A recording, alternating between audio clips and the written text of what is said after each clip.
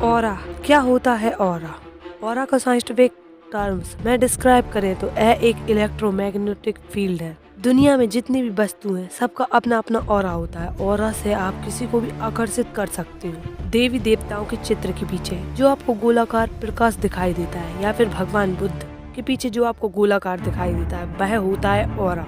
Aura हमारे शरीर के आसपास एक एनर्जी सर्कल होता है, और सजीव से लेकर निर्जीव वस्तुओं का भी एक अपनी एनर्जी होती है। यहाँ तक कि ब्रह्मांड की हर एक वस्तु की अपनी अपनी एनर्जी होती है, और हर इंसान के चारों ओर होता है। इसे ह्यूमन एनर्जी फील्ड भी कहते हैं। पर ऑरा कभी अपनी आंखों से नहीं दिखता। यह हर इंसान दूसरे इंसान को सेंस करता है, कॉन्शियसली नहीं बल्कि सब कॉन्शियसली। इंसान ऑरा को देख नहीं सकता, बल्कि उस एनर्जी को सेंस करता है अपने सबकॉन्शियसली दिमाग में। इसलिए तो अधिकतर बार ये होता है कि आप किसी इंसान से पहली बार मिलकर उस इंसान को देखकर ही उसके बारे में ये भाप लेते हो कि वह कैसा है। ऑरा किसी भी इंसान की शारीरिक, मानसिक, भावुकात्मक स्थिति को दर्शाता है। ऑरा का एग्जाम्पल बताएं तो ये तो आप भी समझ पाते हैं कि किसी भी इंसान को पहली बार देखकर ही उसकी तरफ एक अट्रैक्शन हो जाता है।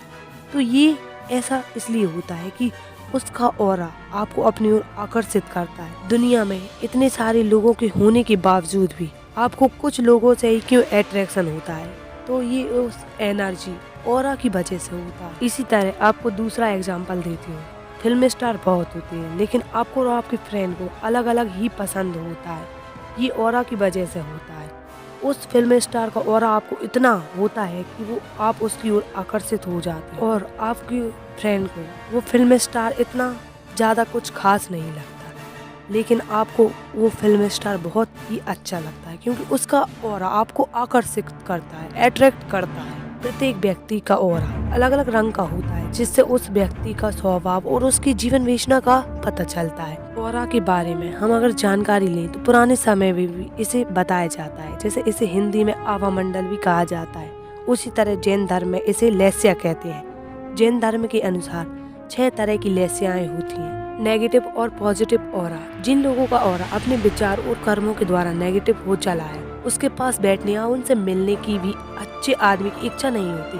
हम खुद अनुभव करते हैं कि कुछ लोगों से मिलकर हमें आत्मिक शांति का अनुभव होता है, तो कुछ लोगों से मिलकर हमें उनसे जल्दी छुटकारा पाने का दिल करता है, क्योंकि उनसे बहुत ज़्यादा नकारात्मक ऊर्जा होती है। लेकिन कुछ लोगों से मिलकर उनसे बात करना हमें बहुत अच्छा लगता है, क्योंकि उसका ऑरा बहुत ही आकर्षक एनर्जी वाला होता है। हम खुद उसकी ओर अट्रैक्ट होते जाते हैं।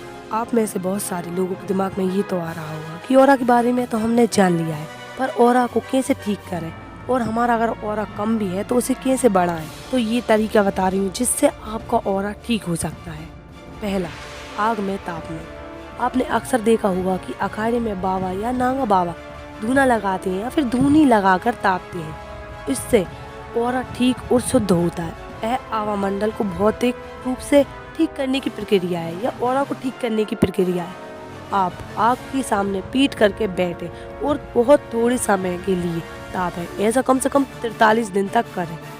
आपने शायद यह कभी नहीं सोचा होगा कि हम किसी मूर्ति की आरती क्यों उतारते हैं। दरअसल आरती उतारने वाले को भी आरती का लाभ मिलता है। दूसरा तरीका ऑरा बढ़ाने का तो ध्यान है। आपने साधु संतों को ध्यान करते हुए तो देखा ही होगा।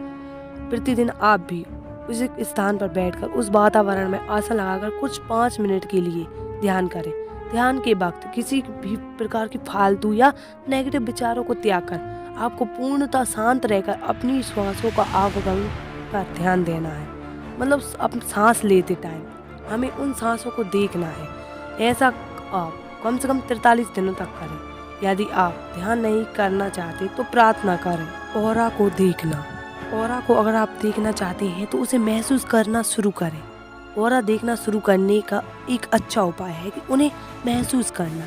इसका मतलब है कि किसी की मौजूदगी में आप कैसा महसूस करते हैं। गहरी सांस लें, उसे निकालें और फिर अपने शरीर में शारीरिक संवेदनाओं और अपनी अंतड़ी प्रक्रिया पर ध्यान केंद्रित करें। स्वयं से पूछें कि व्यक्ति के आसपास होने से आपको कैसा लगता है। अपने पेरिफेरल दृष्टि को विकसित करें। हमारी पेरिफेरल दृष्टि हमारे रेटिना के केंद्रीय भाग से कम क्षतिग्रस्त होता है, और इसमें अधिक स्वस्थ फोटोसेंसिटिव सेल होते हैं।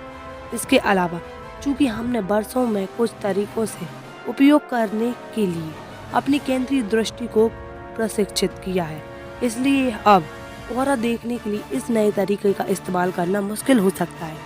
एक साधारण अभ्यास जो आप कर सकते हो वह 60 से 30 सेकंड के लिए एक स्थान पर ध्यान केंद्रित करना प्रकाश के लिए आपको संवेदनशीलता को बढ़ाएगा। ऑरा को देखने का सबसे आसान तरीका, अपनी आंखें बंद करें, कुछ देर गहरी सांस लें, आराम करें और फिर अपनी आंखें खोल लें और पुस्तक को देखें।